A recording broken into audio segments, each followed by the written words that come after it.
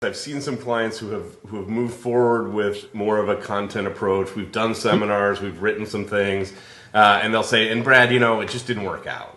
And usually I see that they've tried a seminar or they've tried, you know, they've blogged for 3 months or something like that. 3 times. A month, right. How do you counsel folks like that? What kind of feedback do you give them?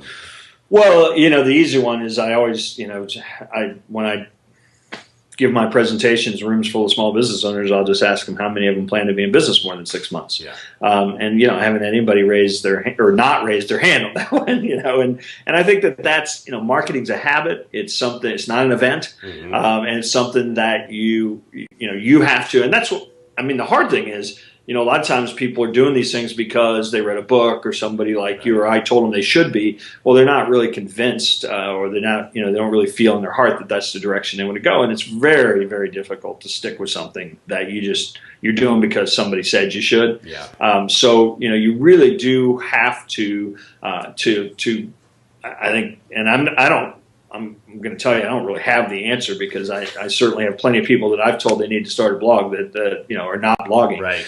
But I will say that you've got to either find in your organization or in your own growth trajectory the time to put into this inbound marketing. It's not going away. In fact, the whole content piece is probably going to only become more important. I think as you know, as it's become easier to access this information and find this information and consume this information. I mean, you know, look at all the devices that we now walk around. I mean, if you wanted to be, you know, you could stay plugged into content, you know, 24/7. Yeah, and Google's not going to become a less important lead source, right? I mean, we don't see that in the near future.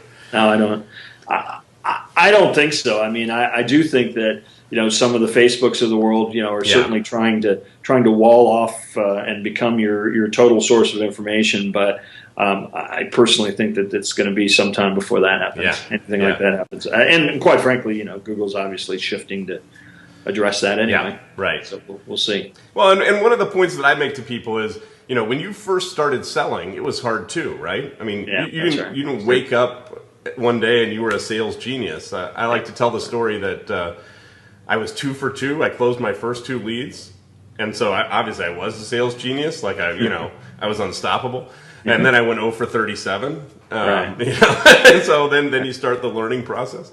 And I think that in content marketing or in inbound marketing, there's a process of learning how to do this too. We have to find our voice. We have to figure out how to write stuff and how to make it part of our routine, our business discipline, if you will.